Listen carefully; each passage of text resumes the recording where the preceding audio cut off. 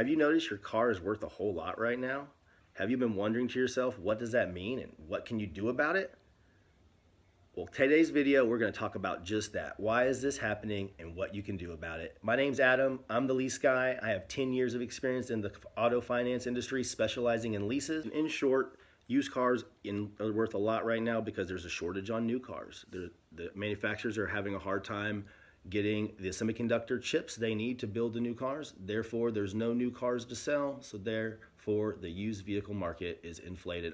So the first thing you can do is use your car as a trade-in. Take the vehicle with all the equity and use it as a trade, as like a down payment towards the next car you want to get. Now, the challenge with this is going to be finding that next car, right? The reason the used car is worth so much right now is because there's a limit on new car inventory to get. So if you're able to find one, great. The dealers right now are more than happy to give you good trade value. So you take the vehicle you're in, you know how much it's worth going into the dealership, and you use that like cash down payment towards the next car. Now, a couple things to know is the dealer's never going to give you the full retail value. They have to be able to mark it up and sell it for a profit themselves.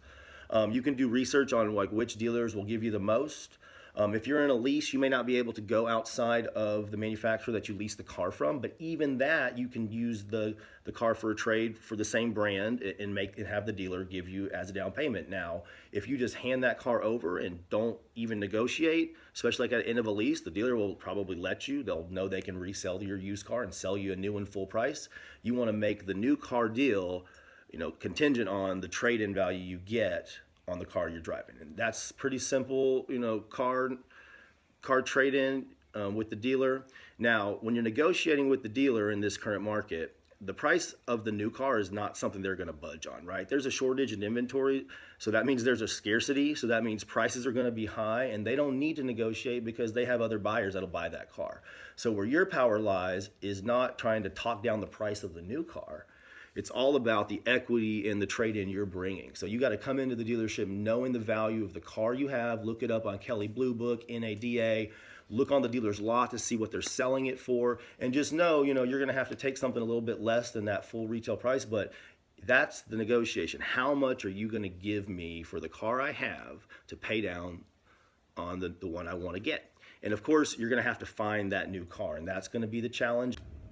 And another little variation of using the car as a trade-in, which is actually selling the car to a different dealer or buyer, and then taking the cash that you've made off selling the car to the dealership to buy a new car with, and possibly even not spending all the extra cash that you've made on selling the car you're in, and pocketing some money and getting a new car. That's also possible. I've actually done that several times. I did it 3 times this last year with 3 used cars in my family. I'll put links in the comment section if you guys want to see where I did it. I use Carmax, I use Carvana. Those companies seem to be paying pretty good prices for used cars. So that's a little bit different than just taking the car straight to the dealership and trading it in. One piece of advice there is I would not sell the car before you've bought the new one, right? Because last thing you want to do is walk into a dealership and have to buy a car. If you've sold the one you're in, then you're putting yourself in a bad situation, especially in a shortage situation. You may not find one. Even if they have a whole lot full of cars, you never want to have to make a deal, right? You have to be able to walk away. So that's another thing. And the problem that puts you in is if you're needing to spend the money that you're going to make on selling the old car to buy the new one, well, you haven't sold the old one yet. You don't have that cash to spend, so you kind of have to front yourself. So what I've done is I've spent cash that I had on hand, and then the next day sold the old car and got my cash back plus some and made money and got a new car. I also put one of them on credit, right? Have a credit card, line of credit, no problem. I'm going to pay that off right away because I'm going to resell the car, but never did I sell the used car first and then go buy the new one. I always bought the new car first and then sold the old one. So that's important. Don't put yourself in that position. Right? A second option, which applies mostly to leases, is your lease is about up. You have all this value. You're going to go looking for a good deal to trade it, but you just can't find a new car. So you say to yourself, you know what? Let me just buy the one I'm in. My car's worth 10 grand more than it should be. I'll just purchase the car and keep it. If you buy the car, you get all that value yourself. Now the car you're driving is like way in the positive, which is rare for vehicles, right? They're usually upside down. So buying the car, the lease vehicle that you're in, that's worth likely much more than the payoff price you're going to have to pay, is a great option. So one thing you should know about lease buyouts is the residual value on your lease contract is not set up for you to buy the car necessarily. It's set up for the dealer to buy it back and resell it for an upcharge, right? They're going to buy it for that residual, charge $3,000 or $4,000, put it on their used car lot and make a profit. So when that car comes back, they're expecting you to lease a new one. So if you do decide to buy that car yourself, the price you're getting should already be at like a wholesale auction price anyway. And with the current market, the difference in what it's actually worth and what you have to pay could be a whole lot. I'm seeing anywhere like $5,000 to $7,000 on standard vehicles, and if you have a luxury vehicle, a luxury line, it could be $10,000, $11,000, $12,000 difference, maybe more even. So definitely buying that car yourself is an option. My advice, the best way to do it, and I made a whole video on this, I'll put a link in the description, is just buy it out yourself with financing if you need it, that you secure on your own. I would never go back to the dealership to secure financing on a lease buyout. The dealership no longer owns that car. They're just a broker. They're going to charge you broker fees to be a middleman and set it all up for you. And they're going to try to make as much money off you as they can because you're not buying a new car from them and they're not going to see you again after you own this one. So definitely just go to your own bank, get your own financing, pay the lease off directly with the leasing company.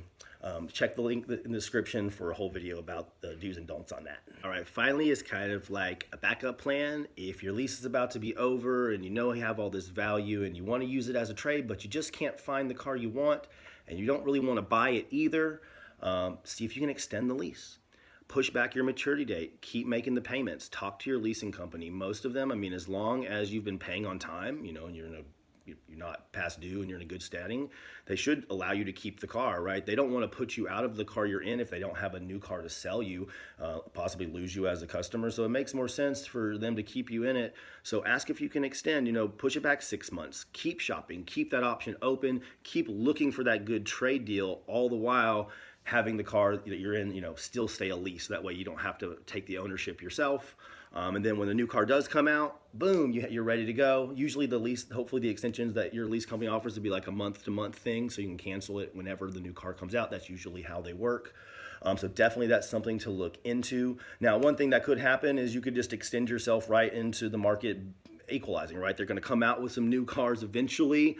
So, eventually these prices will equalize, like equilibrium will come back, your value will go back down, the new inventory will come back. So it could be that you just miss out, but hey, if you had that option where you had the possibility, sometimes it's good just to have the options. And if you always want to keep leasing, just extend your lease. That way you don't have to fight the shortage. You don't have to pay the increased price, and you can just stay right where you are until things change. I did make a 5 things to know video about extending your lease. Another link in the bio. Check that out. So guys, this video was all about the chip shortage, how it affects the value of your car, leases, what you can do option-wise. Like I said, my name's Adam. I'm the lease guy. Stick around. We're going to be making more videos about this very topic and all things leases. Thanks so much. Bye.